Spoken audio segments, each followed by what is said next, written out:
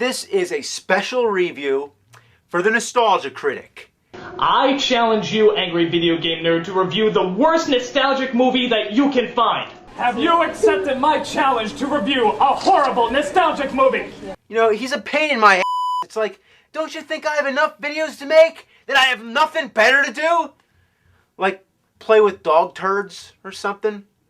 Well, anyway, we got a deal here going on where he does a game, I do a nostalgic movie. Now, I hope it's nostalgic enough for you, and I hope it's enough for you. Ricky 1.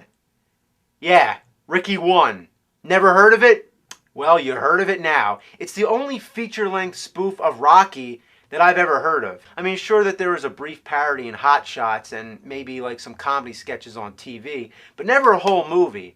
It's so rare that, to tell you the truth, the only reason I know about it was because sometime when I was a little kid, sometime in the late 80s, 89, I saw the video in the video store, just sitting on the shelf like that. Yeah, just sitting on the shelf. I mean, right on the shelf of the video store, you know, just like that, just on the video store. So anyway, I didn't rent it. No, I didn't watch it. I never saw it, never heard of it. Nobody ever talked about it. Till many, many years later, I got curious. And you know what? I searched high and I searched low. And finally, this one copy popped up on eBay. And tell you the truth, I wouldn't really be surprised if this was actually the same copy that I saw sitting in the video store. Because I can't even believe that more than one copy, this piece of dog could even exist. So anyway, I didn't expect anything that good, tell you the truth. I just expected maybe like a cheap knockoff of Naked Gun or Airplane or one of the National Lampoon movies. So yeah, I didn't expect it to be that good. But what I saw, oh God! Ricky 1, here we go. So this is our star, and there's not really much to say. He dresses like Rocky, and his catchphrase is, "Don't be negative." Hey, come on, don't be negative. Don't be negative. Oh, hey, come on, don't be negative. Don't be negative. Hey, come on, don't be negative. I don't get it. When does Rocky ever say that? Maybe it's a takeoff of absolutely. Yeah, Rocky always says absolutely, which means positive, which is the opposite of negative. So he says not to be negative because he's positive. Whatever. He's also a male stripper, which has nothing to do with anything. And why does he have a horse head? Is it supposed to be a takeoff of the Italian stallion? That's just bad. He's also a gigolo and sometimes dresses like a rabbit. Seriously. So Ricky is our Rocky and Angela is our Adrian.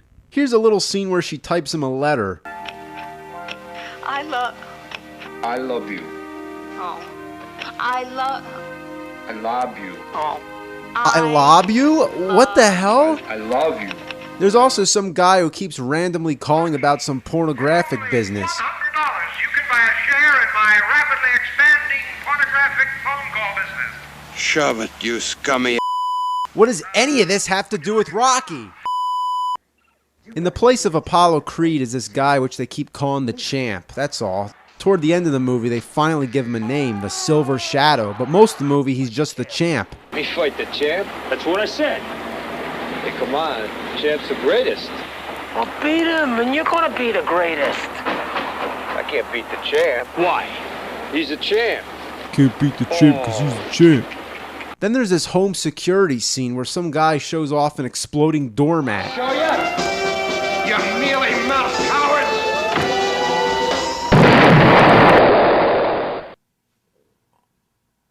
What?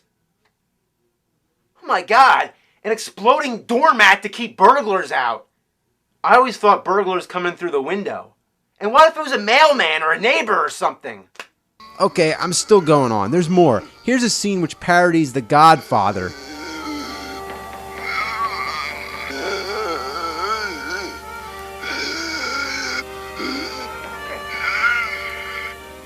Okay, is The Godfather really that hard to understand? You know, that's actually probably one of the few moments where it comes close to being funny.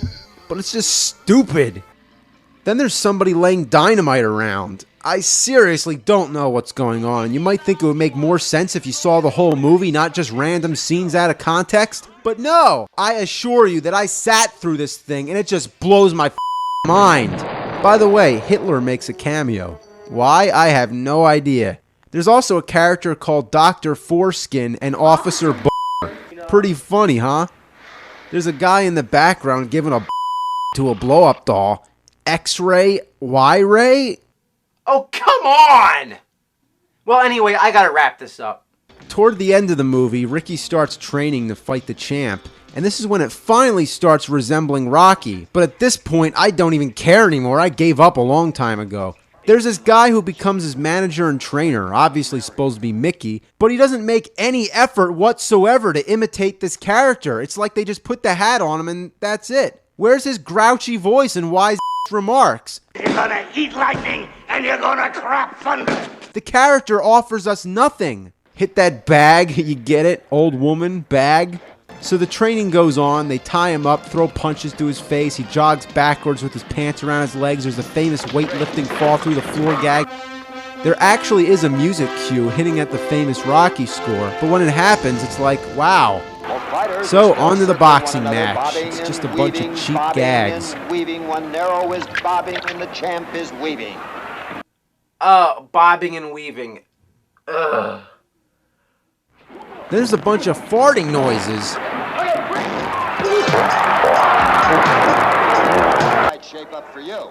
Then there's this guy talking with his hand wearing a gas mask. I don't get it. Another right cross, another hook, another cross, and now.